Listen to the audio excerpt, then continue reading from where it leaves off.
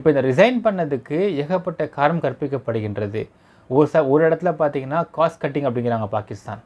ஆனால் இன்னொரு இடத்துல நாங்கள் ரிசைன் பண்ண சொல்லவே இல்லை அப்படிங்கிறாங்க பாகிஸ்தான். ஆனால் காஸ்ட் கட்டிங் அப்படிங்கிறதை இந்த மாதிரியான போர் சூழலை பண்ண மாட்டாங்க அப்படிங்கிறது எல்லாருக்கும் தெரிஞ்ச ஒரு விஷயம்தான்.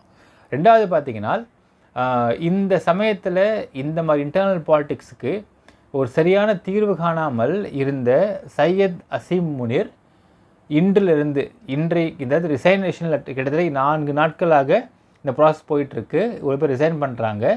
இவ்வளோ பேர் ரிசைன் பண்ணதுக்கு பிறகு அந்த பாகிஸ்தான் ராணுவ தளபதியான சையத் அசீம் முனீர் தலைமறைவு எங்கன்னே தெரியல.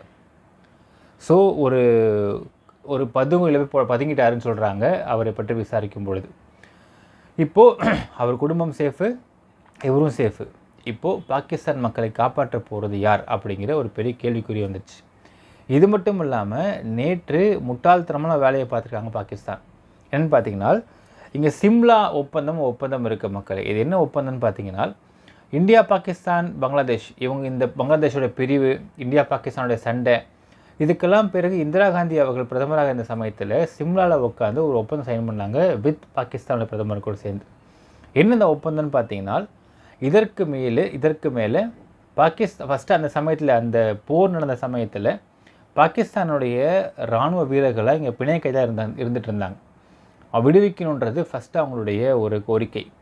அடுத்த கோரிக்கை பார்த்திங்கன்னா பாகிஸ்தானுக்கும் இந்தியாவுக்கும் வர்த்தகம், போக்குவரத்து, தொலைத்தொடர்பு இது துண்டிக்காமல் இருங்க அப்படின்னு சொல்லி கேட்டிருக்காங்க. இது இந்த ஒரு விஷயத்துக்காக ஒரு அக்ரிமெண்ட் சைன் பண்ணப்பட்டது. அக்ரிமெண்ட் சைன் பண்ணி அடுத்த 5வது வருஷத்துலேயே அதை பாகிஸ்தான் மீறினாங்க. திரும்ப பிரச்சனை வந்துச்சு. அதற்கு பிறகு 2 போர் வந்துச்சு இந்தியாவுக்கும் பாகிஸ்தானுக்கும். பட் இப்போ என்னென்னா இந்த சிம்லா ஒப்பந்தத்தை நாங்கள் ரத்து பண்ணுறோம் அப்படின்னு பாகிஸ்தான் அறிவிச்சிருக்கிறாங்க. இது ரத்து பண்ண போகிறேன் அப்படின்னு இவங்க சொல்லாமல் பல முறை செஞ்சுருந்தாலும் இப்போ ரத்து பண்ண போகிறேன்னு இவங்க ஓப்பனாக சொல்கிறதுனால இது பாகிஸ்தானுக்கே எதிராக அமைய போகின்றது அப்படிங்கிறதை புரிந்து கொள்ள முடிகிறது.